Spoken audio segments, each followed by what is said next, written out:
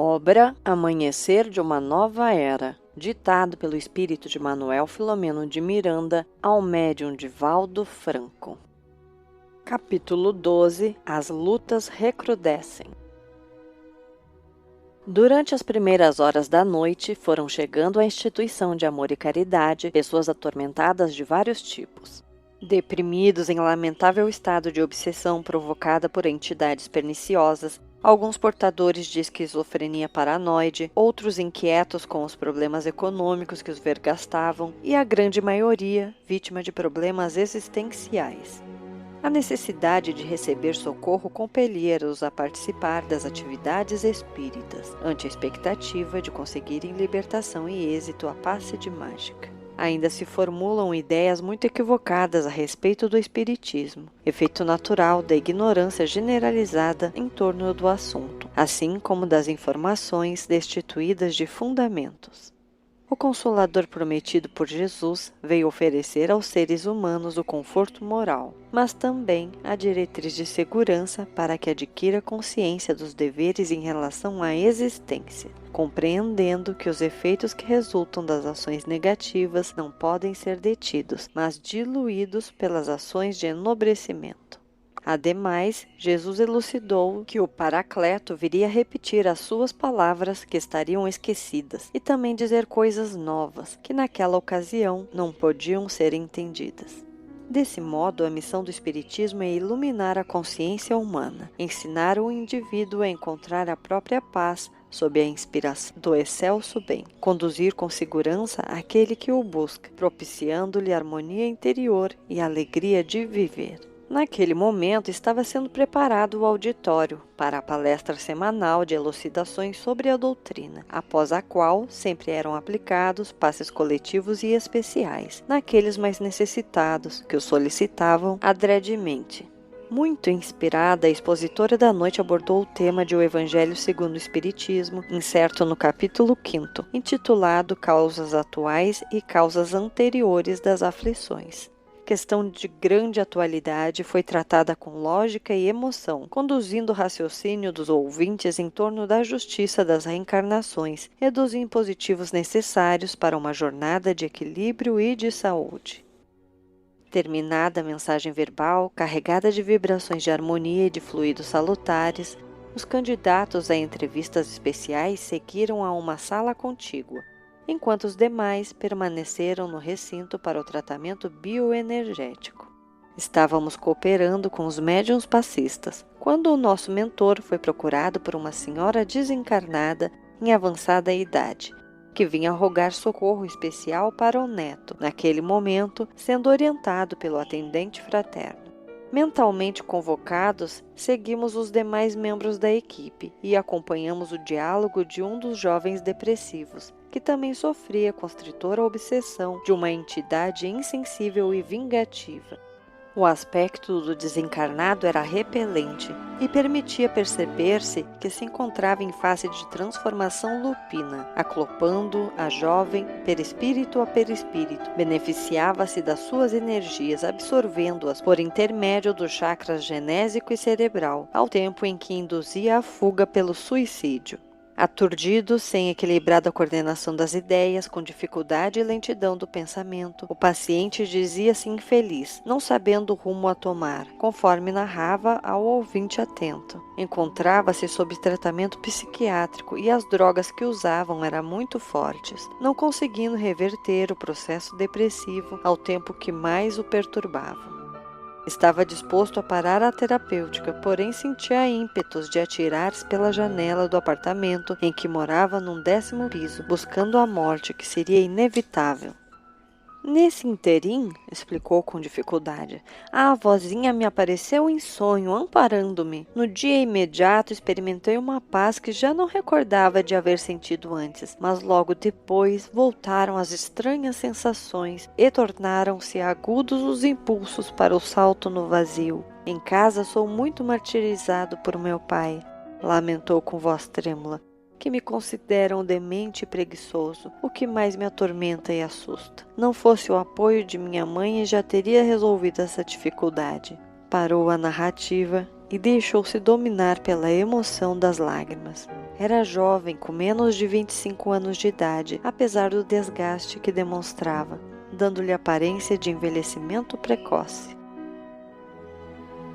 Inspirado pelo seu guia espiritual, que demonstrava sentimento de compaixão pelo enfermo, o amigo ouvinte explicou-lhe: nem toda doença é realmente apenas doença, conforme você ouviu na palestra.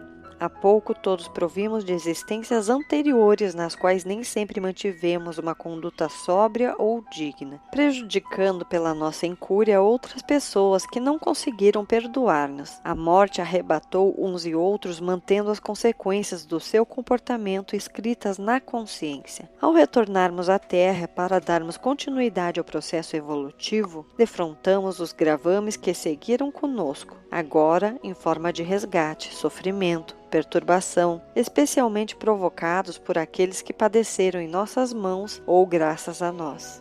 Não poucos desses espíritos sedentos de vingança vinculam-se mentalmente, transmitem-nos os seus pensamentos negativos, desejando o nosso fracasso. A depressão é uma forma pela qual a divina consciência ajusta os endividados morais, porque a culpa adormecida na consciência ressurge, gerando conflitos e perturbando as neurocomunicações. Concomitantemente, porém, aqueles adversários investem furiosos contra a nossa fragilidade e agravam-nos o distúrbio, intoxicando-nos com as suas energias deletérias, com seus pensamentos de ódio e, com o tempo, conseguem dominação quase absoluta sobre nossa vontade. Tornam-se necessário um grande esforço para nos desprendermos dessa situação desditosa, recuperando a lucidez mental e o interesse pela vida. Você fez muito bem em vir até nós, e acredito que haja sido a sua voz generosa que o inspirou a essa tomada de decisão. Não desanime, porquanto agora começa uma fase nova e feliz na sua atual existência. Mediante a terapia pelos passes, as instruções que absorvera nas palestras públicas e o seu esforço mental, você conseguirá libertar-se da constrição afligente do perseguidor e dos impulsos que o empurram para o suicídio. Se resolvesse o problema, o suicídio seria uma forma de libertar-se do mesmo. No entanto, porque a vida prossegue, aquele que foge das aflições dessa forma as reencontrará no além-túmulo, ampliadas, somando-se às dores impostas pelo gesto de covardia. Recorra à oração, às leituras edificantes, de forma que seus pensamentos abandone o pessimismo e passe a cultivar a esperança e a alegria existencial, assim contribuindo para a normalização das neurocomunicações, graças também aos medicamentos que irão cooperar em favor do seu reequilíbrio. Passe à sala de passes, beneficiando desde já, e reprograme a sua existência. Você somente poderá ser ajudado se resolver por ajudar-se, oferecendo a sua parte, que é indispensável nesse processo muito complicado.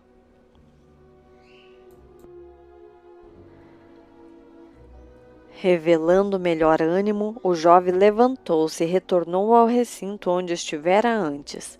Um médium solícito acercou-se-lhe e aplicou passes com vibrações de saúde e paz. Por nossa vez, o mentor também contribuiu com a sua energia poderosa, praticamente anestesiando o acompanhante desencarnado sandeu e cínico, que zombava da sua vítima. Ato contínuo, o Dr. Bezerra afirmou à avózinha confiante que ainda naquela noite o neto seria convenientemente atendido, além do auxílio que acabara de oferir. O jovem, que se apresentara antes quase vencido, renovou-se, experimentou a esperança de conseguir a cura e, assessorado pela avó, saiu reflexionando de maneira diferente a respeito do problema que o angustiava.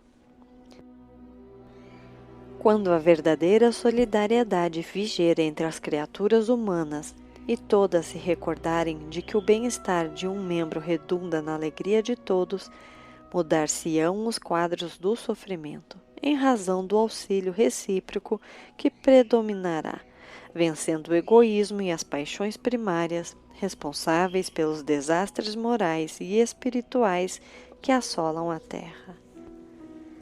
A missão do Espiritismo é a de conduzir as consciências aos irreprocháveis cultos do dever, tendo o amor como diretriz segura e insubstituível, o que não implica em aceitação dos disparates apresentados pelos insanos, mas coragem para divulgar e viver o bem em todas e quaisquer situações, trabalhando-se pela ordem e pelo progresso, tanto individual quanto coletivo.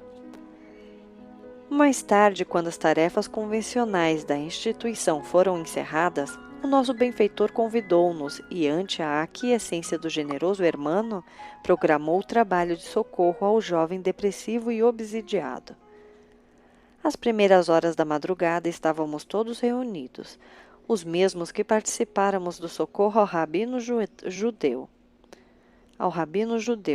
para o enfrentamento com as lutas que sempre recrudescem, especialmente nesses graves dias de transição planetária. Dr. Bezerra destacou 2 cooperadores desencarnados da casa para que fossem buscar o jovem Raimundo em imparcial desprendimento pelo sono, a fim de que desse continuidade ao seu tratamento espiritual. Em breves minutos, os diligentes amigos retornaram, conduzindo o espírito adormecido, ao qual se encontrava ligado o perturbador consciente que blasfemava colérico. Como as vinculações existentes entre a vítima e o algoz sempre são na área do perispírito, liberando-se o espírito pelo relativo desprendimento do corpo, os vínculos permanecem, arrastando os exploradores desencarnados ao lugar em que o mesmo compareça, quer lúcido ou adormecido. Despertado pelo amigo dos sofredores, Raimundo procurou identificar onde se encontrava, reconhecendo a avózinha que o acompanhara desde o lar e buscou ao reconforto da sua presença. Sem delongas, a sua benfeitora explicou-lhe em breves palavras que aquele seria um momento de alta significação para a sua existência, conclamando-o a permanecer em paz e em confiança. O dirigente espiritual hermano proferiu uma prece ungida de amor que dava início à reunião, enquanto Dona Celestina concentrava-se profundamente, ampliando as irradiações perispirituais em atitude receptiva.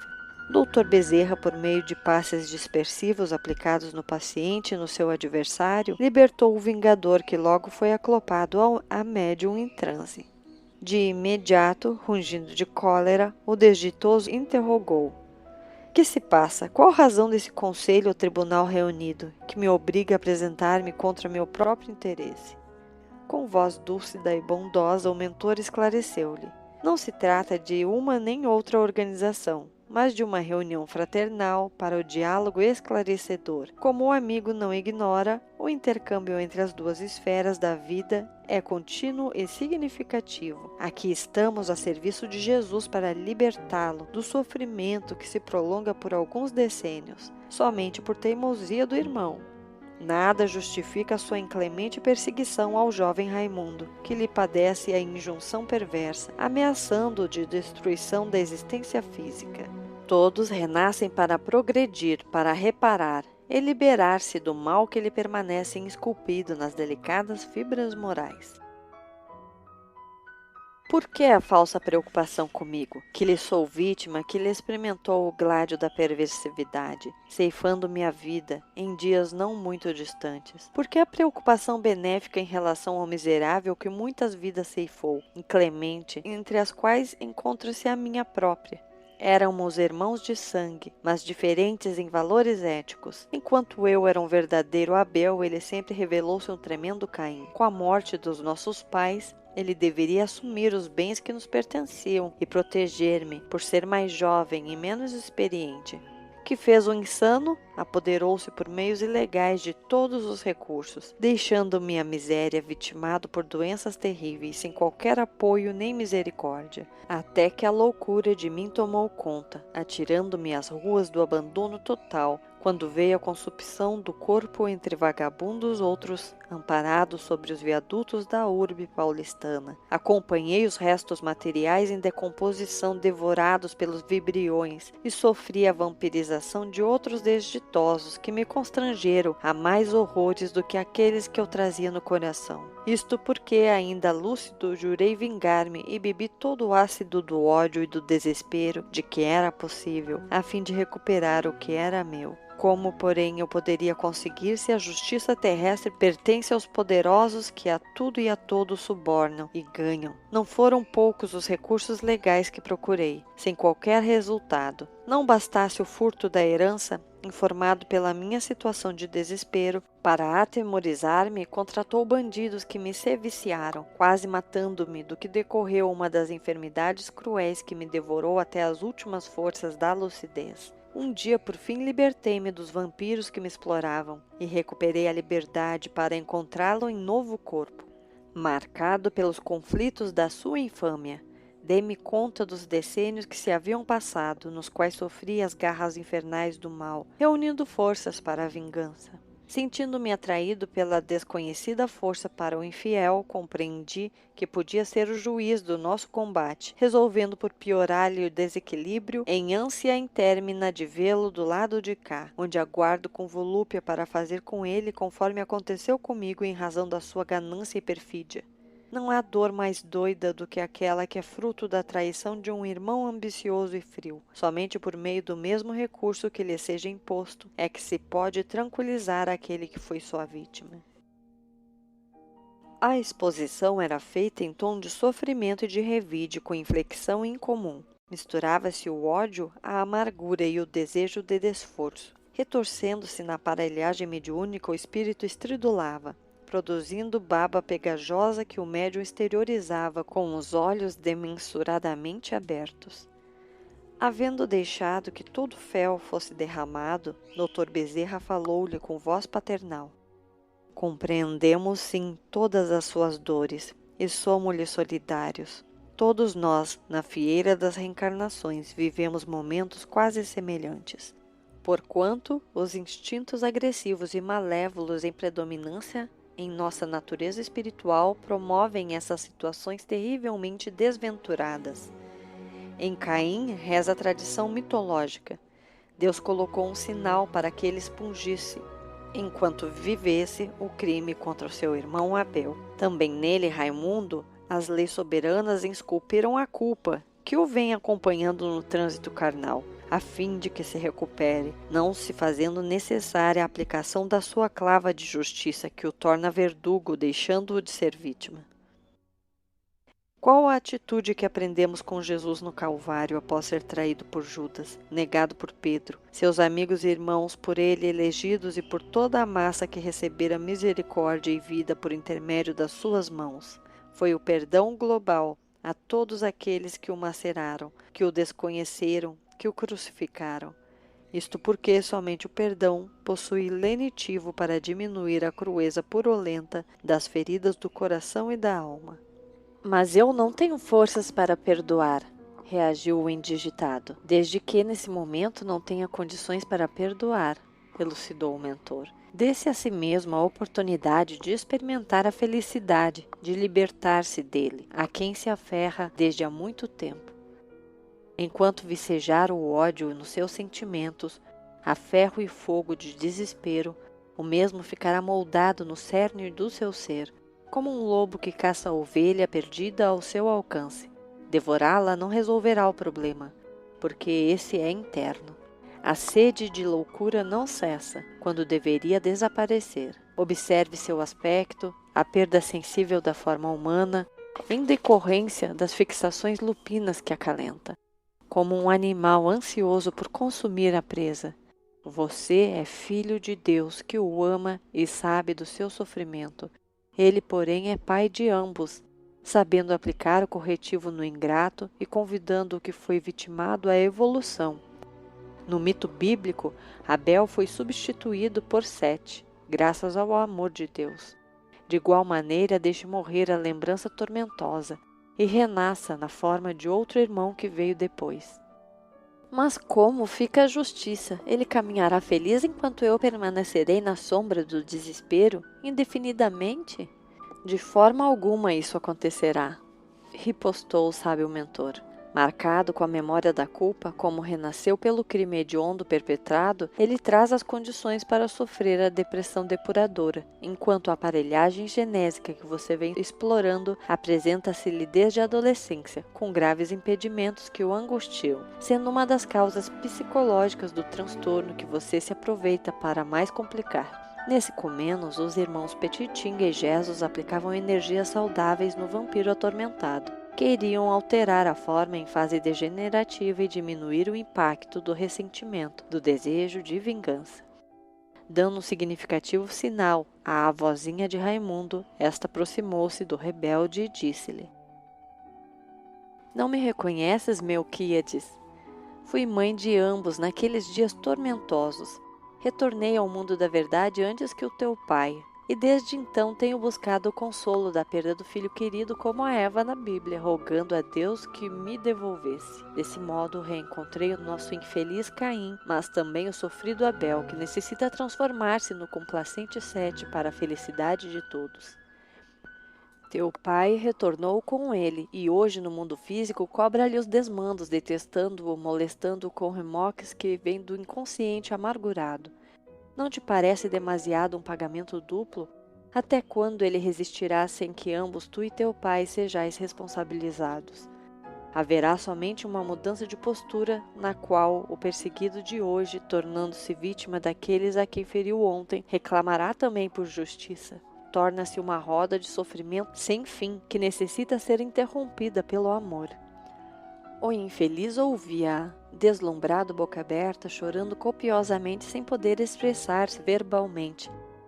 Tal a surpresa que o acometeu. Trêmulo e tartamudeando, ergueu a cabeça na direção da voz doce e amena, logo interrogando. Conheces toda a minha dor, o desespero enlouquece-me, odeio-o com todas as veras do coração. Este desespero não tem fim. Anelo por arrebatá-lo de volta ao mundo das sombras infernais e aqui trucidá-lo sem nunca o destruir. Após um silêncio angustiante, deu um grito de desespero suplicando. Tem piedade de mim que sofro desvario que nunca termina de consumir-me e faz-me esquecer, somente esquecer, pois não aguento mais esse fardo insuportável, essa pressão que me trucida interiormente. Aqui estou, filho do coração, sempre como tua mãe, que muito te ama, também sofre com a tua dor. Sois meus filhos, tu e ele, necessitados ambos de carinho e de oportunidade.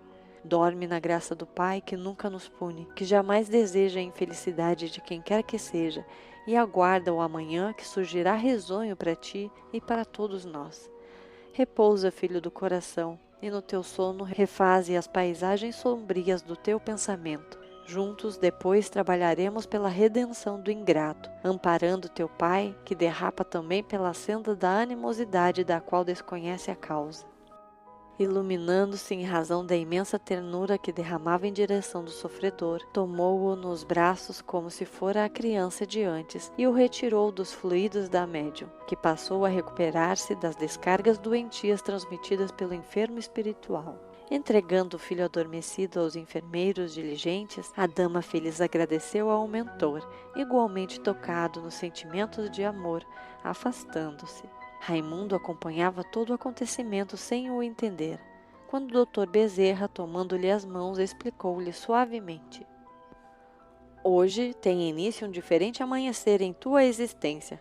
Toda dor, por mais se prolongue, alcança o momento de cessar. Isso porque o amor é a lei que vige soberana em todo o universo. Recomeça o caminho e ama, procurando reabilitar-te dos gravames do passado que te seguem como torpe sombra. Enfrentarás ainda por algum tempo o transtorno depressivo a que fazes jus, tendo ocasião de meditar na dimensão dos antigos desmandos e considerar as grandiosas messes de que podes dispor para auto-iluminar-te e servir a sociedade. Desse contato conosco terá uma ideia pálida ao despertar, porém todas as ocorrências estarão arquivadas no teu inconsciente, a fim de que a tentação da prepotência e do crime não mais encontre guarida nos teus sentimentos. Que o Senhor de bênçãos te favoreça com a sua misericórdia e paz. Ato contínuo, induzindo-o ao sono, e propôs que fosse levado de retorno ao lar, o que aconteceu, de imediato, pelos cooperadores dedicados. Podíamos constatar que o sono físico é excelente oportunidade de convivência com o mundo espiritual, no natural retorno ao país de origem, cada indivíduo sendo levado ao campo vibratório que lhe diz respeito por afinidade, realizando viagens astrais a outros níveis e regiões para aprendizagem, ou a sítios de sombra e de dor correspondentes às aspirações que lhes sejam compatíveis. Ademais, confirmávamos que a lei vigente no universo para os seres pensantes após a de amor é a do trabalho incessante, que se encarrega de os promover na escala evolutiva. O repouso é engano dos nossos sentidos, porquanto na simples mudança de atividade, desfruta-se de refazimento, de motivação para prosseguir.